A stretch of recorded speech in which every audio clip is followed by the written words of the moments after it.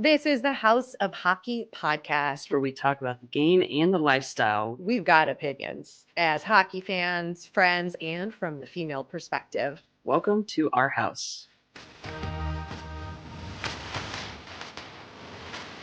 Welcome to the House of Hockey podcast. This is episode 187. I'm one of your hosts, Ray. Breezy's on long-term injured reserve, and joining us today as my co-host is Andy Zilch. He is friend, former guest, former co-host guest, and freelance play-by-play NHL broadcaster, hockey broadcaster, all of the hockeys he That's does. right. The ice, the streets, the lakes, the ponds. He does it all. No, Welcome pleasure back. to be aboard. Thank you. Yeah. Okay. We are in the conference final. It's happening. We're right in the middle of it. We've got the New York Rangers up 2-1 against the Florida Panthers at this time, when you're listening to this episode. And the Stars and Oilers are tied at 1-1. They play the night we're recording this, so that obviously will be a different statistic when you're listening to this episode. But you said you are dialed in to watching the conference playoffs, Andy. So dial us up on what you think is going to happen. Yeah, I was when I sent you that message when you first approached me about doing this. And then yesterday in the middle of the day, I opened up X, formerly Twitter, and it said Rangers up like by 2. And I was like, it's an afternoon game. I was just so auto-programmed to the later start now in the conference finals. And I was like, I was on the road. So I was like, well, by the time I actually sit down, watch the game, whatever. And then one of my friends, he's from Miami. He sent me a text and he's like, Panthers blew it. And I was like, okay, Rangers won. And him and I have a little bet going on with another one of our friends. We pick teams and the winner obviously walks away with a pot of jelly beans because gambling in some states is still illegal. So my first 2 picks, we did like a snake draft. My first overall pick was Dallas. And then back around on the snake, I actually got the Rangers. So I was pumped. I was like, all right, I hate being the guy that picks the number 1 teams, but I strongly feel like entering the postseason, those 2 teams out of the West and East were going to make it the furthest. Now, you wanted me to dissect the conference finals a little bit. I think the Panthers are doing great. Just stick with it. I mean, I think I saw a stat where they had almost double the shot chances that the Rangers had. And to me, that's very reminiscent to when they played the Hurricanes towards the closing of that series. So the Rangers are finding a way to get it done. All right. That's what good teams do. You find a way to put the puck in the net, regardless of what occurs during the course of the game. You come away with the victory. It's all that matters. Yep. And if they win out and they win the Stanley Cup, they found a way to do it. Sometimes they're outplayed. Sometimes you're going to be outplayed. Now, if the Panthers win, the better team walked away with the victory, I feel. So, that's my thought on the Eastern Conference. But the Rangers are getting it done. That, you can't snide them for getting outchanced 2-1 almost, and several times during this postseason. They're putting the puck in the net. It's all that matters. They are. I mean, they came back from they were down they were down 0-2 in this last game. Came back and won it in overtime. So, like you said, they are doing whatever it takes to get that W and move on to the next round. I mean, there is, as their saying goes, no quit in NY by any means. Like, they really are putting it all out there on the table. Did you see this quirky thing that the Panthers are doing? I love this random stuff that comes out. So as a reminder to the Panther players to not complain to the refs, they taped like photos of the officials onto their bench that say STFU, which means shut the fuck up. Yeah. To like not say anything to them, to remind them to just like zip it. This is not the time and the place. Like, do you agree with this? Like, what is the level of amount of complaining you can do to refs in the conference final without it being a detriment to your team? Well, I feel like you asked me, this is an appropriate person to ask, because through my pro career, when I started in the ECHL and even in the AHL, I actually become friends with officials more than I do players. Like, I don't really care about hanging out with players. It's their world, it's their locker room, all that stuff. But especially in the ECHL, when you move away and you have no one, you're still making new friends in the front office. You hang out with some of the officials, because where I was in Greenville, South Carolina, it's centrally located to the Southern Division at the time. So they would drive to Charleston or drive to Atlanta. Gwinnett would be the team there. So they were centrally located. So they would stay in Greenville, South Carolina. So I started to get to know them by dropping off stat packs and, hey, how's it going? Nice to meet you. And then, I translated to, hey, like, let's go out for dinner. Like, we're both alone in this city. Right. I just saw the staff for 12 hours. Like, maybe I want somebody else to hang out with. Officials hate players that are constantly on them, to get to my point.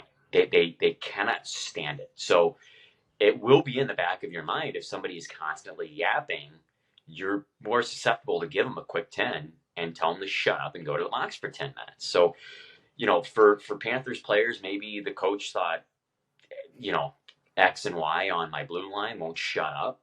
We need to make sure that we don't take a 2-minute or a 10-minute penalty to lose that guy for such an extended period of time. And at the end of the day, this is another cool tidbit for hockey fans. This comes down to the equipment managers who do this. They're the ones that take the tape, they put it down there. And also for the coaches, sometimes during the regular season, and more often than not, they'll get a strip of tape. They'll put number 23, X Francis or whatever his name is. And then for the referees, they'll get like an orange marker and put orange on the tape on each side to make sure the coaches know who's the official and who's the lines person. So, fun little tidbit for those of you listening in that don't know that. And they just like tape it behind the bench, like on the. Yeah, so it'll be at the coach's feet. Sometimes like when they're looking down, and generally the equipment managers will do it on each side of the bench, because you have so many guys on the back of the bench, and now women too. You'll look down and you'll see 4 little strips of tape on each side of the bench, and that'll signify who's working the game. Because if you're gonna yell at the ref, you better, or the linesman, you better know who you're yelling at. Yeah. And it makes sense too, because like you want to call someone by their first name and not be like, hey, you would be like, hey, Donnie, come here. That call, not good. Right. I'm gonna be like, Jim, Jim, I need a minute with you. Exactly. Yeah. Not, hey, excuse me, sir, could you come? Hello, I could use I have a word with you. Thank you. Could you bring me your manager, please? Imagine. That's interesting. Yeah, I think it's a strategy that they have to be careful with. And if that's the reminder that they need, and a little chuckle on the bench for the Panthers players to remember like what it is they're doing, but like also, is that really should that really be their main focus right now? Is like not, or is it meant to just be a little lighthearted and fun and keep that going? It could go either way. It's like, also just, how about defend? How about win? How about no turnovers? How about any of those other things you could suggest? But I'd say it's probably a little bit of both. Wouldn't you think? Like, probably there's always like, I'll never forget, there was a How I Met Your Mother episode that said like no boogie boarding, and the whole episode was built around that story, and the sign was in a bar. And there's always a sign. There's always a reason why there's a sign, because somebody did something to warrant someone putting up that sign.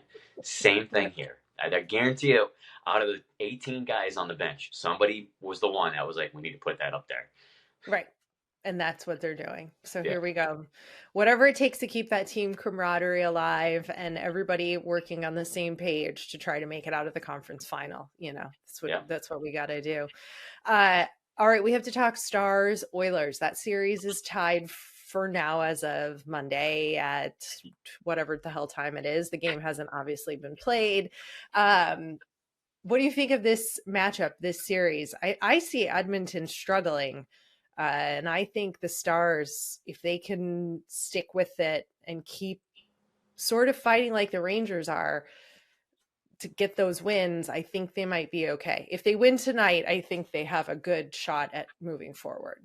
Yeah, I would be shocked if the Oilers do come away with this series. I think the Stars are, and they have been, in my opinion, top to bottom, the most complete team that entered the postseason and still obviously alive. I don't want to take anything away from Edmonton though. Like a lot of people, one thing that frustrated me is a lot of people were like, "Oh, Dallas is they're just so much deeper." Edmonton actually has a really good forward group, especially acquiring Henrique and Carrick at the deadline from the Ducks. Now, I'm very fashionable when it comes to talking about those two players, having been in the Ducks system for 5 years, and I know Sam Carrick personally. I think he is the pinnacle of a fourth line player in the National Hockey League. So I take a little bit of offense to that. Did I lose you? Yep, you're back now. Okay. So I take a little bit of offense to that when people talk down to them about that. I think Edmonton has the makeup of a postseason team. Do they have a makeup of a team that can beat Dallas? That's another thing. Dallas is such a powerhouse. And Ottinger and net, I got to tip the cap to Dallas in terms of goaltending. I have to. Like, to me, that's the deciding factor right there. Yeah. And in true Connor McDavid fashion, in his post-game interview after game 1, he's like, yeah, sorry for keeping everybody up for 2 overtimes. And, that just, you got to love the humor and the relatability in some of these post-game interviews. And I like to see that from a guy like Connor McDavid, who is on the TNT broadcast, chopping it up with the boys. I can't say enough good things about the TNT broadcasts. I was watching the ESPN game yesterday and the intermission, and I was like, this is just so cringy. All of it is like, it's just feels so forced to me. But anyway, I don't want to keep ranting about that. But either way, I don't think you would have gotten that sort of reaction out of Connor McDavid on ESPN. So I just love what they're doing, and that we get to see his personality come out in a tough game like that. Well, I'm a huge Connor McDavid fan, and I've said this for 3 years, 4 years now. I mean, hands down, I think he's the best NHL player. Now, I've had some pushback where people are like, well, Crosby's more complete player, and whatever the case may be. I just like McDavid as just too damn good. Like, he's so talented. He is very talented. It depends on how you're defining what is the best player. Are you looking at stats? Are you looking at Stanley Cups? Are you looking at points? Are you looking at goals? Are you looking at assists? Like what, it just sort of depends on how you're looking at it. But also you could look at it however the fuck you want. You can be like, he's the best in my opinion because he's just the best. I think he just dominates the game too much. Like, I mean, it's like he's playing NHL 24 and he keeps hitting the speed burst button, and like nobody else has access to that button. It's like it's shut off for everybody else. Like, that's my opinion of Connor McDavid. Yeah, but I think that's also some of it's his strength and his weakness, because I think it makes it hard for people to play with him sometimes. And I think we see a little bit of that because it's like he's such a force out there and such a powerhouse that it feels like sometimes there isn't enough of a connection between all of his lines. There is the depth and talent, but it's like it's not quite there because sometimes people don't know what to do. It seems like sometimes he's a little unpredictable in that way of like, is he going to just take the puck and go, or is he actually going to pass it to me? Because like he gets he sees red sometimes, and then he like takes over and he's like, I'll just do it. I'll write it and we'll do it live. Like, I was thinking that. I'll do it. Like, that's like what happens. And it's good to a degree, of course, like that's not necessarily a bad thing, but like it's a team sport. And I think that's sometimes what happens. I don't watch the Oilers enough to carry on that comment. So it's okay. Unfortunately, Sportsnet isn't an active channel in my house. No, me neither. Bill O'Reilly with the "I'll write it and we'll do it live." Like Yeah. it happens sometimes to Connor, but we'll see how it plays out.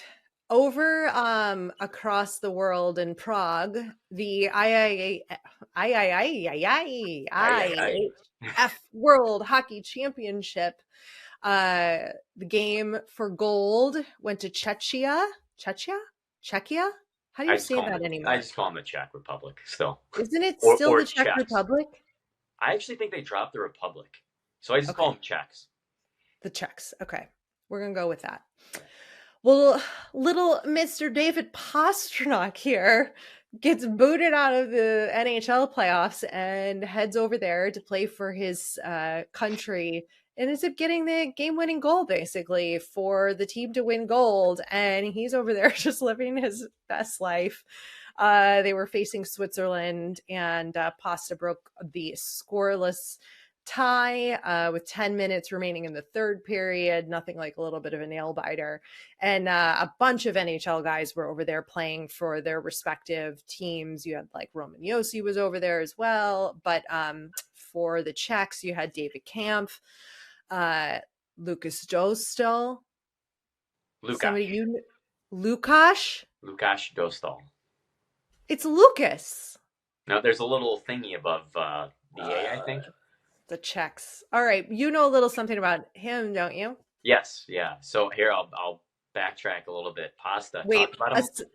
aside from how to pronounce Lucas's name as Lukas, Yes. you know a little something else. Yeah. So, well, I mean, let's backtrack. I talked about Okay. Pastrnak last time that I was on here, how the guy can elevate teams. And I said he could be a guy who could be a potential captain for the Boston Bruins, maybe. Like, I don't know what happens in the locker room, but, you know, there's a guy again. He's elevating his play, elevating players around him, and they carry on with the victory.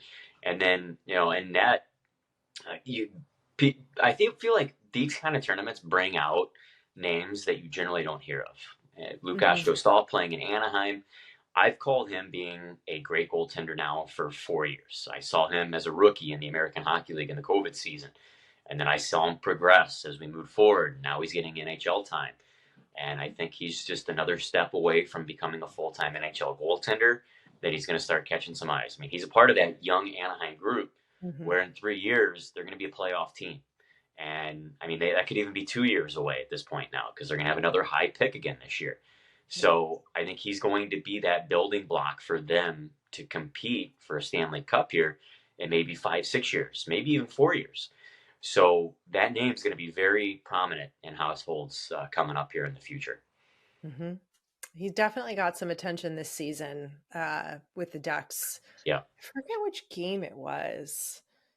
He was definitely making headlines. It all starts to blur together. But he's somebody to watch, and it was exciting for him to get that championship, and for all of the rest of the Czechs. I just think that tournament is so fun for hockey fans to be able to see your favorite player maybe play against a royal enemy, but they're on the same country team, and it just adds that element. Like, hopefully we will get to see with the Olympics. I mean, I know it's happening, but anything can happen. But I'm excited. This is just a little teaser, but also Pasta with the dig at the league when he was like, for Czechs for the Four Nations now, because they're doing that Four Nations like tournament next year. And he was like, do you think we should add the Czechs? And I mean, he's not wrong, but I don't think they can go back and change it now. Right. So, it was like, bold move, Pasta, to shit on your league a little bit. I mean, I know he meant it to be funny, but I was like, all right, he has no fucks to give here. And a little pride, a little pride in his team and his country. Hell yeah, he should. I don't think there was anything wrong with that. But no. There we are. I'm a Blackhawks fan. And I went through a really difficult time when Patrick Kane left the team. And I came to terms with it.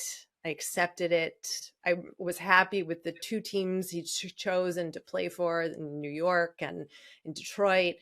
And now there's a rumor going around that the Blackhawks might be having an internal discussion about bringing Patrick Kane back.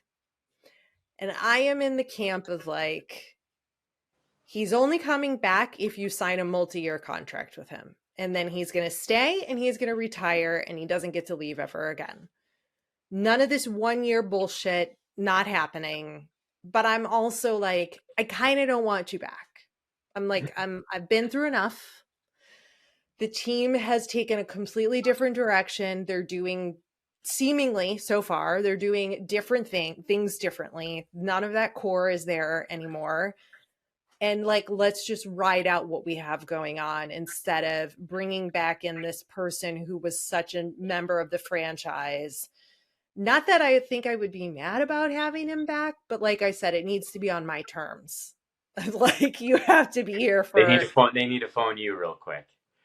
Yeah, I need to approve the deal. Okay, it was like, we can't take this, like, you're going to keep bouncing from team to team to team. Like, the Blackhawks aren't going to be in the playoffs next year. I mean, very doubtful. If we could stay healthy, who knows what we could have done this season. Regardless, though, I don't think it's going to be very soon. So why would Kane want to come back here in the first place? So I'm like, can we just stop with this Patrick Kane stuff? Like, just, can he sign a long-term deal in Detroit, please? Like, let's just leave him there. So I was like a little irritated when I saw that. Well, I didn't really look up his production this past year. Do you know it off the top of your head? No, I don't. This isn't a stats podcast, Andy. You can chime in once you dig it up. I'm gonna look it up. So my thought process, and you talked about it a little bit. You said they've kind of gotten away from that culture that he was ingrained in. But do you want to bring that back into your locker room? Do you want to bring back, hey, this is what we did when we won those cups. Hey, this is how you guys need to act off the ice. Hey, Bedard, this is what we need to do. They had Corey Perry in there as one of those guys, and now he's gone because of whatever happened. What do you got? Yeah, no, like Corey Perry. I don't know. Yeah, I mean, yeah. So they're looking for a leader again, and is it that guy? And I'm a huge locker room guy. If I was a general manager, I would surround at least 3 or 4 veterans in that locker room. I don't care if they've won or not. If they have a strong pedigree in the National Hockey League as leaders and good locker room guys, that's what you need. You need that around young players.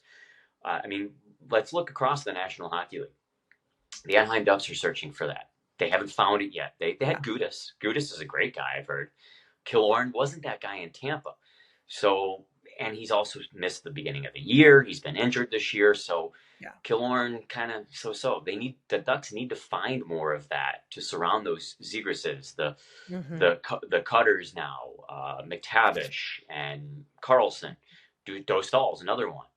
Columbus, same thing. The Blues, same thing. The Blackhawks, same thing. You need to get guys in there. And for me, with the Blues, same boat as you, but with me, it's Perron. Should the Blues bring David Perron back again? He knows what it takes to win. He's been with Vegas. He's been with the Blues. He's been all over Pittsburgh, too. So I think the Blues should bring Perron back and be like, guys, this is the way we did it when we won, because that Stanley Cup team from 2018 is fizzling. Like, there's not many guys left. Yeah, but you don't have your coach, though. But, I mean, you can still have somebody who can bridge the transition from that new coach to, this is how we used to do it. Like, and Perron's smart enough. He's been around so many darn teams. Yeah. He kind of knows how to tread those waters. But he can also help, your Bull Dukes, your Zach Dukes that are coming in, Kyle Tucker. They got some really good young blue liners, too, that Colton Parayko's helping out. But you need more. You need more guys. So for me, with the Blackhawks with Patrick Kane, I like it. I really do. But to your point, get him on a long term. I don't think he's going to want to do that, though, because next year isn't going to be a winning year. No, I don't see him coming back, honestly. And same thing with Perron, who's also a Red Wing. Maybe Perron and Kane see something with Detroit where maybe 2 more years and we could be contending for a cup if we stick with it here in Detroit. Maybe they don't want to leave. We don't know. Like we said, it was just a rumor. Kane's stats 20 goals for the season and So he's still thumping, in my opinion. 27 assists. Yep. 47 points. I mean, How many he's games? got it. How many what? Games? He played 50 games. Oh yeah, that's a point per game. Perron was not a point per game. I want to say he was like 3/4 of a point per game. He's still going. Yeah. Like if I'm Detroit, I'm salivating over bringing these guys back because that's exactly what I'm talking about. You're bringing guys in. Detroit's making that transition with their new players. They got that Swedish defenseman who's unreal, and then they got really good forwards that are coming up too through the pipeline. So for Detroit, you don't want to let those guys go for the reason that I'm talking about. Yeah. Yeah. I think he should stay there. And I mean, we're stuck with Seth Jones and like some of these contracts we have in Chicago that are just really tough. And the leadership is very much lacking, like you said. Yeah. I wanted to see if you could remember, because I didn't look it up and I should have looked it up. What did we both predict would be in the Stanley Cup final? We had different thoughts a couple episodes ago. I think I said Rangers Stars. Oh man, I probably would have said Rangers Stars too. But that was the episode where we disagreed on everything but one topic. Yeah. So we didn't agree, but maybe I didn't say that. Maybe you said that. I mean, I would have said, if not, I might have said. Sorry.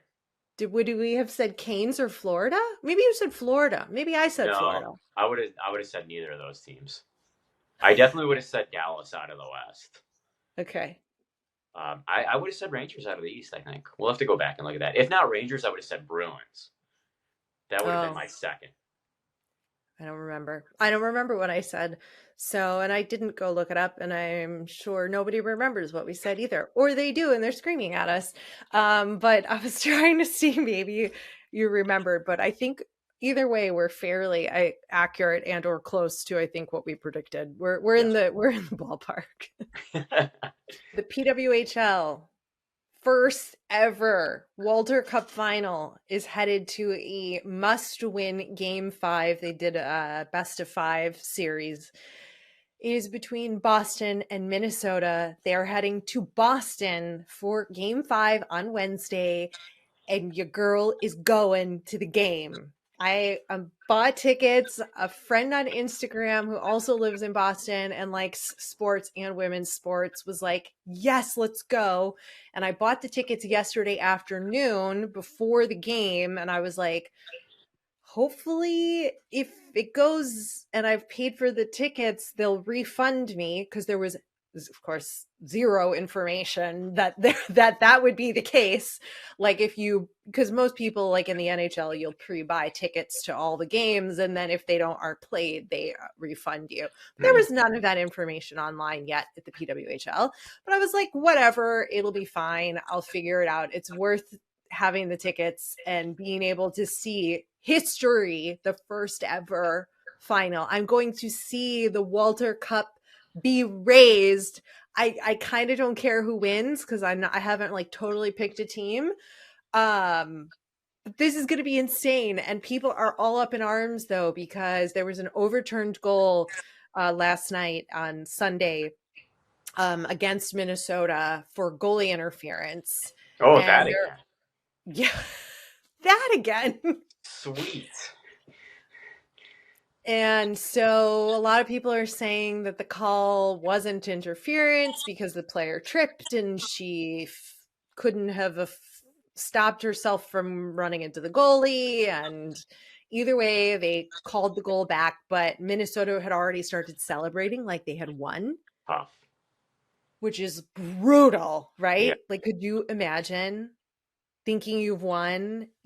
I'm talking buckets off, gloves off, tears. Yeah. And they're like, wait a minute, we don't know. And they called the goal back, and then Boston went on to win it.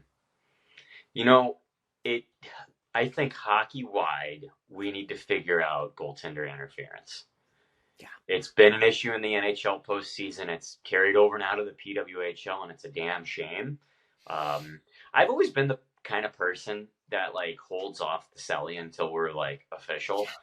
Me too. So Kachuk, for example, when he's dancing in the neutral zone, now, I get it. There was like 3 seconds left. It would be damn near impossible for But Boston still. to score. But like, I'm always the kind of person that's like, let's wait.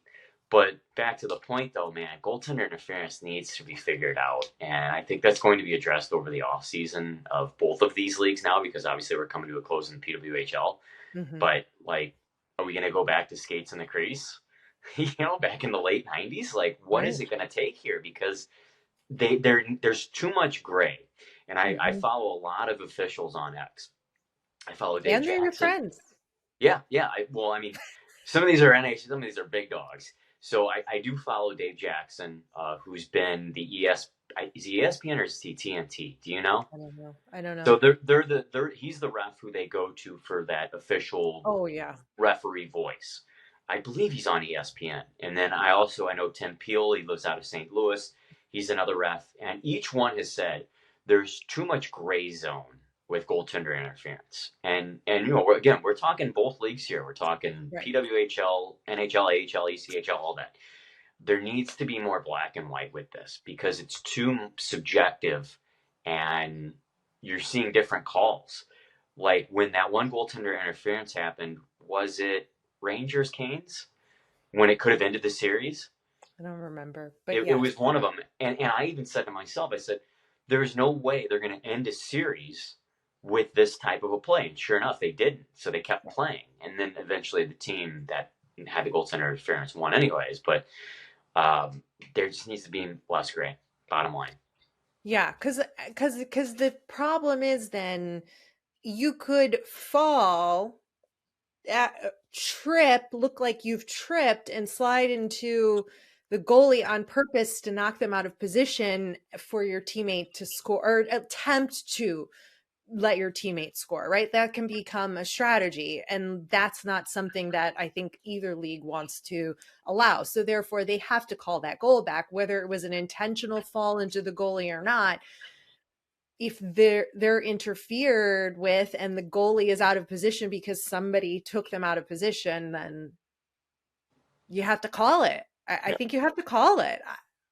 And flip side, goaltenders can milk it. The biggest thing at the end of the day that irritates me about all of this is defensemen's recklessness for their own goaltenders' positioning. Like, I understand if there's a guy in your crease and you want to clear the path or you're battling for positioning, but there's far too many times in any hockey level where a defenseman knocks another player into their goaltender, and that's where all of this occurs. Right. If I'm the NHL or if I'm just hockey in general, if you push a player into your goaltender, your fault. It's a goal. That's on you. I hate seeing that. Yeah, but how do you call that? Like, how do you make that call, though? I mean, as soon as there's contact into a goaltender from another player, I mean, to me, that's more black and white. Okay. Like the goal that was called, I wish I could remember who it was. I want to say it was Florida. Might have been Florida Boston. Because I remember the name Lomberg, but that might have been recently. So anyways, the goaltender got knocked off positioning because his defenseman knocked a player into him. So, whatever. We've said this many times. It's not our pay level. No. But I'm just really excited that I get to witness a little bit of history. I mean, yes. Back to that point. It's really cool. I envy you for being able to witness that. Cool. Keep your ticket. Yes. But wait, it's not a paper ticket though anymore, is it? No. Like digital. That's the thing. Like back in the day when tickets were hard copy, I'd keep them all. I know. I have some from there. It fell down, but I have like the hard tickets from conference finals. I think with Blackhawks and Ducks. So. Screenshot. I guess that's the thing nowadays. Right. And then send it to CVS Photo to have it printed out. There you go. Well, okay. So I know you don't have a horse in the race, but who do you think is going to win this?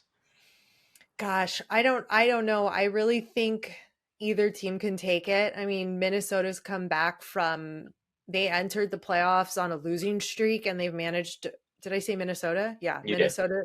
And they've come back to be on a winning streak, except for last night, which ended it, or well, whatever, since this round of the playoffs. But Boston has been fighting and they've been strong all playoffs. And there's a lot of grit on that team, and the goaltending is unreal for Boston. So it could really go either way. I mean, last night's game was 0-0.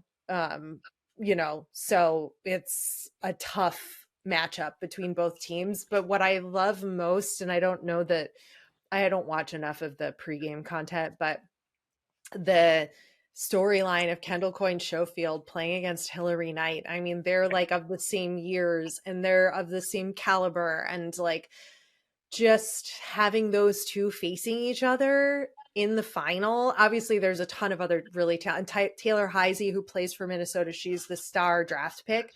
She was the first overall, right? Yeah. Yeah. I mean, having that on Minnesota too, like there's just so many great stories happening and storylines that either way, to me, it's like a win for the sport. And the tickets were, you'll love this, $56 with taxes and fees. And I'm sitting 10 rows up from the ice, across from the bench, like the perfect seats you would ever want, but they play in a small arena here in Boston. I'm actually really surprised they didn't try to take this or couldn't get into TD Garden now that the Bruins are eliminated. I really thought they were going to, maybe they did try to make that happen, but man, they probably took the ice up. TD Garden was probably, because for the PWHL to carry this over there, they would have had to have taken the bill for the ice. And they did it in Mini. Mini is playing in XL, and but they that was their original home rink, though, right? Yes. Yeah. So I think TD Garden was probably like, "Here's the bill," and they're probably like, "All right, we were already paying for this arena. Why should we double dues?" Well, if you fill the seats, you can maybe meet your profit and loss statement there, but I don't know. It's okay. I'm stoked, and I'm excited to see what can happen and watch a little bit of history. So I'll have a lot to talk about next week. Can't wait. Do you have a hunk or a lady of the week? Come back to me. I'll go second. I always try to go into these cold and then generate an idea. I'm gonna give it to Pastrnak. I gotta give it to the man. He's just so goddamn happy and was like so happy to be over there to play for his team and contribute in a big way and bring his country a gold medal. So I gotta give it to, I like Pasta. I think he's funny and I love his relationship with his coach and just the whole thing. So oh man, like I should have thought about this one, because I'm trying to think of like an unsung hero to go with. And I want to... Matt Rempe, Jiminy Crickets? No, not that unsung. Well, I want to think like behind the bench too, and like coaches. Mm-hmm. Let's go with the 4 coaches that are 10. Can I do a 4-way tie? Sure. Because like the coaches that are still like employed by their teams, like Cooper... there's only like 6. There's only 4 coaches that have been with their team for more than like 2.5 years. Mm-hmm. And like the Utah coach now, Cooper's there, Jared Bednar, and I don't know who the 4th is, but there's only 4 coaches. I'm like going through the teams. It's not this team. It's not that team. No, not Nash. Oh, Sullivan in Pittsburgh. Sullivan. So those are my 4-way tie, because the NHL carousel is getting a little ridiculous here with coaching staffs. Yeah, there's been even more of that. So we won't go into that today. My next one, I have a hunch for who my next one will be. Who? But I don't want to say it because it might not happen yet. So I want to wait for the chips to fall, because it's supposed to fall.